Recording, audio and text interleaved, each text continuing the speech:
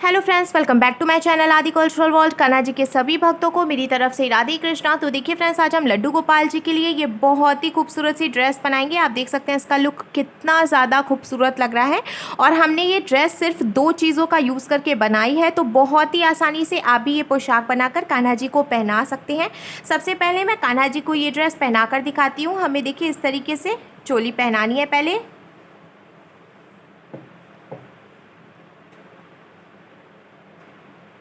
और फिर ये जो हमने धोती बनाई है इसको हम पीछे ले जाके बांध देंगे।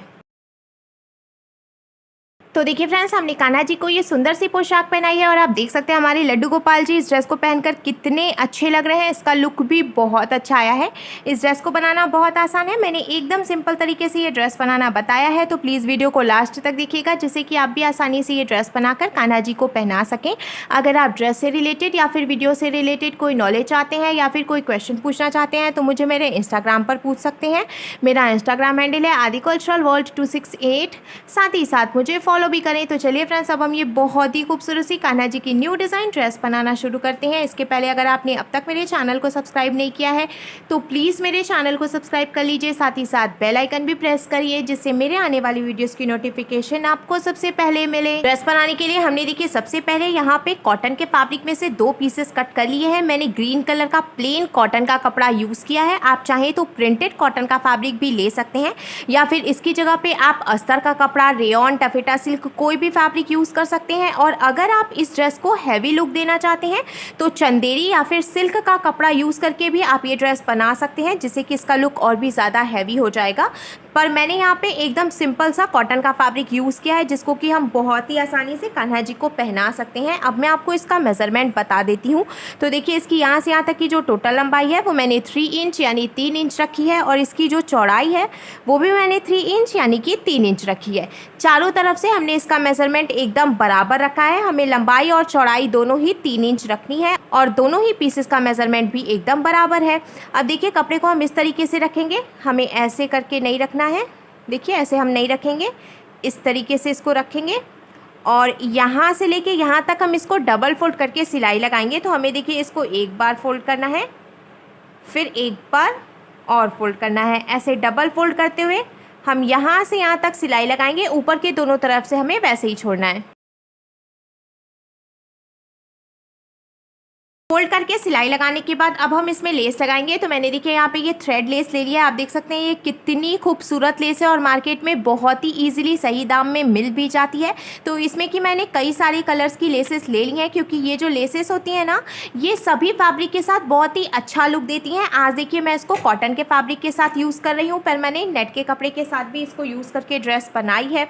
तो आप भी इसमें की लेस ले करके फिर कान्हा जी के कपड़े में लगा सकते हैं, जिससे कि बहुत ही अच्छा लुक आएगा। अब देखिए, हमने यहाँ से यहाँ तक जो फोल्ड करके सिलाई लगाई है, इसके ऊपर इस तरीके से रखते हुए हमें ये वाली लेस लगा लेनी है। अगर आपके पास इसमें की लेस नहीं है तो आप कोई भी दूसरी ग्रीन कलर की लेस लगा सकते हैं, या फिर आप जिस भी कलर के फैब्रिक से ये ड्रेस बना रहे हैं उससे मैचिंग की लेस लगा सकते हैं।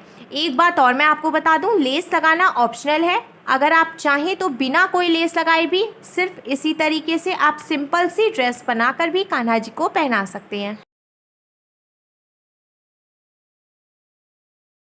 लेस लगाने के बाद अब हम इसमें प्लेट्स डालेंगे। तो देखिए, इधर की तरफ से जहाँ से हमने लेस लगाई है वहाँ से हम एकदम किनारे से मेज़र करते हुए 1.5 इंच यानी 1.5 इंच पे मार्किंग करेंगे, और इधर की तरफ से भी हम मेज़र करके 1.5 इंच यानी 1.5 इंच पे मार्किंग कर लेंगे। ऐसे मार्किंग करने के बाद अब हमने जहाँ से मार्किंग की है ठीक वहीं से ऐसे देखिए कपड़े को हमें फोल्ड करना है और सेंटर में ले जाना है। फिर इधर की तरफ से भी हमने ये जो मार्किंग की है यहाँ से ऐसे हम इसको फोल्ड करेंगे और सेंटर में ले जाएंगे। सेंटर में ले जाके हमें देखिए इसको इस तरीके से रखना है दोनों तरफ से। फिर इसका लुक कुछ ऐसे आएगा। आप देख सकते हैं फ्रेंड्स, सेंटर में हमने एकदम बराबर करते हुए इसको रखा है, और अब यहाँ ऊपर की तरफ से सिलाई लगाकर हम इसको यहीं पे जॉइंट कर लेंगे, जिससे कि ये खुले नहीं।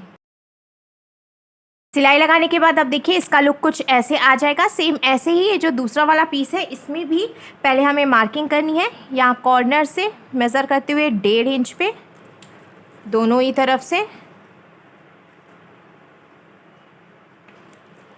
और अब हमने जहाँ पे मार्किंग की है वहाँ से इसको फोल्ड कर लेंगे। फोल्ड करते हुए हमें सेंटर में इसको लेके आना है, एकदम देखिए बीचों बीच में हम इसको ऐसे लेके आएंगे और जो दूसरी तरफ से हमने मार्किंग की वहाँ से फिर से हम इसको फोल्ड करेंगे और यहाँ पे सेंटर में ले आएंगे।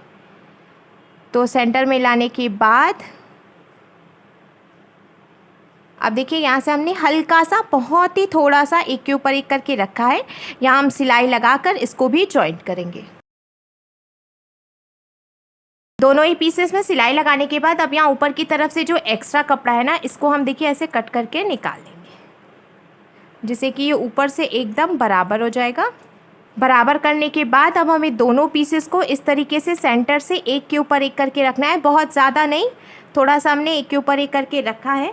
और अब 1 इंच नीचे तक हम इसको सिलाई लगाकर जॉइंट करेंगे, जिससे कि दोनों पीसेस आपस में जॉइंट हो जाएंगे।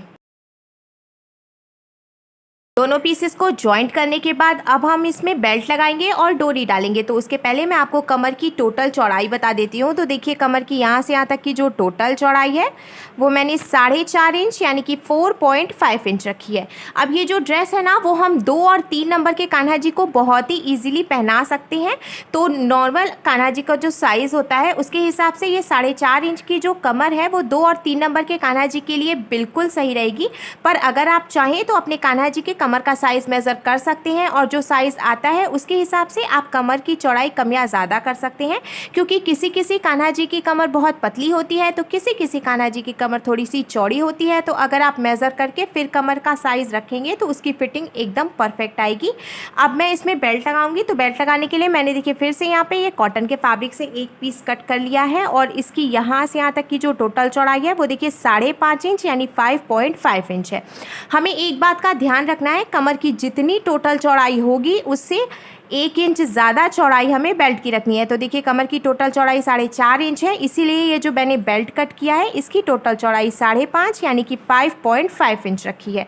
अब हमें ये जो बेल्ट है ना, इसको दोनों तरफ से सिर्फ एक बार फोल्ड करना है और फोल्ड करने के बाद अब हमें कमर पे ऐसे बराबर करते हुए रखना है। फिर यहाँ से यहाँ तक सिलाई लगाकर हम इसको जॉइंट करेंगे।